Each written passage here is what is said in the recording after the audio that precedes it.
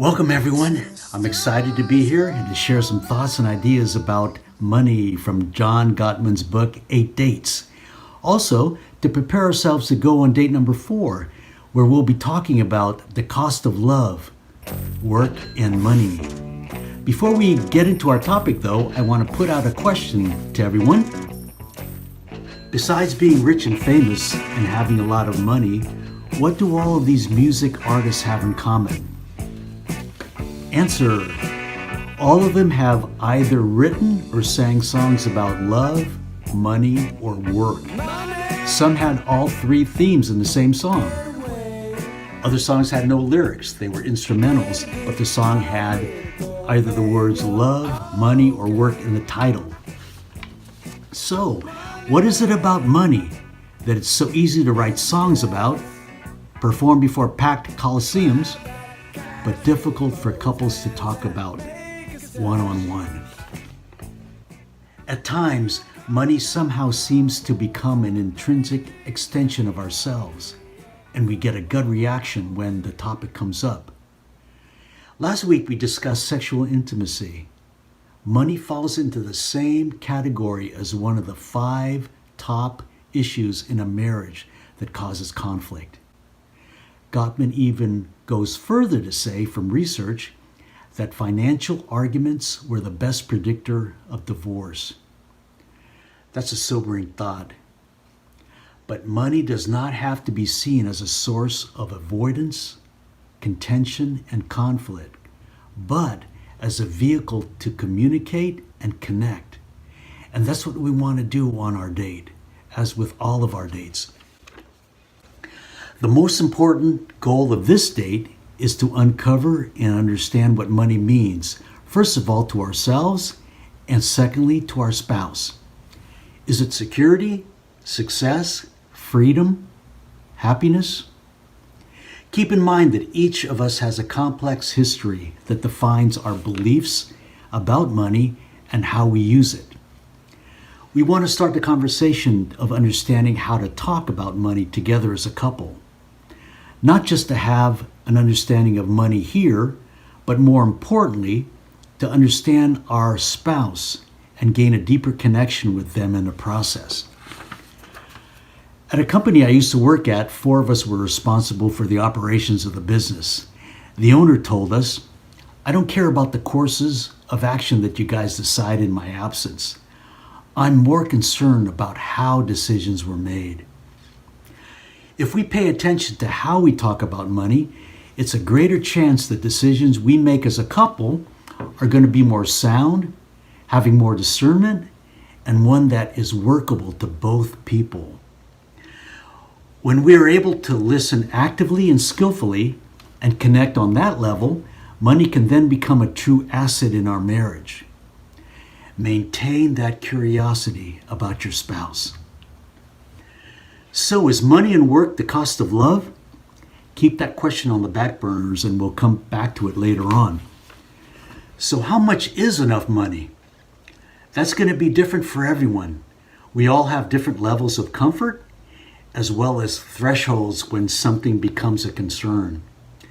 The more relevant question might be, what are my priorities based on what I do have? St. John Chrysostom isn't famous for any songs that he might have written, but he is for the sermons that he preached, specifically about wealth and poverty. In one of his sermons he writes, "Let us learn not to call the rich lucky, nor the poor unfortunate. Rather, if we are to tell the truth, the rich man is not the one who has collected many possessions, but the one who needs few possessions. And the poor man is not the one who has no possessions, but the one who has many desires." We ought to consider this the definition of poverty and wealth. So if you see someone greedy for many things, you should consider him the poorest of all, even if he has acquired everyone's money. If, on the other hand, you see someone with few needs, you should count him the richest of all, even if he has acquired nothing. Let's keep in mind St. John Chrysostom's words as a grounding stake in how we view money as we go forward here. In discovering what money means to each of us, Gottman talks about the spender and the saver. I want to refer to them as money styles, not as money personalities. Money is an external object. It's outside of ourselves. We may develop certain attachments to it, either by circumstances or choice, and acquire accompanying behaviors regarding money. But our identity is not defined by our behaviors or our riches, but by how God made us, which is in His image and likeness. There's no wrong or right in being any of these money styles. Each style has its advantages as well as its drawbacks, if taken to extremes. Keep in mind also that none of us are exclusively one particular money style or another. We don't want to stereotype our partners as being only this or only that. That would be black and white thinking. All of us can be blends of each style, depending on the situation and what's at stake at the time. Let's look at each of the money styles. First of all, the spender. This person might see himself as using money to live a happy life, having comfort, health, and fun. To others, the spender might be seen as frivolous, impulsive, extravagant, and self-indulgent. The saver, on the other hand, might see himself as conservative, wise, values money as an accomplishment, success, freedom from worry, or an investment in the future. By the same token, others might see the saver as miserly, stingy, cheap, selfish, a person who doesn't know how to enjoy pleasure. In addition to the spender and the saver, Elena Banks, who's a financial coach, identifies two other money styles. The first one is the investor. The investor's goal is to establish residual income. Their plan is to go out and make money that will go out and make more money. Everything they spend is seen as an investment, and they expect a return. The other money style is what she terms as the bohemian. Now for them, money is the last thing on their minds. They may be free-spirited, and they defy social conventions of what success might look like. Why do I need money when I have talent? If things don't work out, they see it as just part of the journey.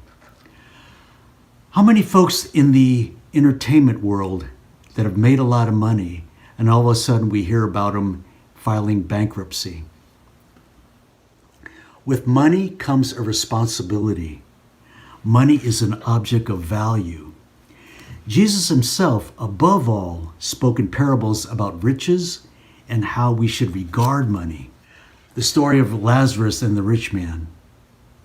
The parable of the servant who buried his master's money and didn't do anything until the master returned and required an accounting of it. The rich fool who built storehouses to keep all his grain and more, but in vain, as his soul was demanded of him that night. No matter what our money style is, or blends of each style, there's a charge to be a faithful steward of the resources that we do have, knowing that all of it comes from God, and giving back to Him a portion of what was given to us. On date number 4, you and your spouse will have a chance to explore what money means to each of you, not just on the surface level, but underneath. We want to go beneath the tip of the iceberg. What drives us in regards to money? Where do our attitudes about money come from? Why do I basically identify with a particular money style and not another? Gottman directs us to look into our family histories. How did my parents handle money? Did they spend it, save it, invest it? How did they talk about money with each other? What messages did they communicate to me about money? What are my own dreams and goals pertaining to money? While talking about your family histories, notice what emotions come up for you also. Our family history and emotional history can affect how we do money in our relationships. Last session, George introduced the feelings chart, the emotions with the faces attached to it. There is an emotional component that is attached to money. Use that chart as a guide to connect with your feelings about money, back then with your parents and now as an adult. It's not uncommon today and even the norm that both husband and wife work and have careers. Often one of the spouses may work more hours than the other.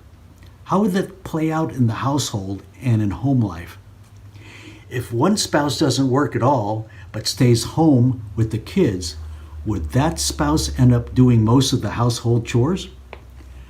Gottman reports that if the stay-at-home spouse did all the chores at home, grocery shopping, errands, preparing meals, taking care of the kids, cleaning, the unpaid work, so to speak, would cost approximately $90,000 a year if they hired someone else to do it.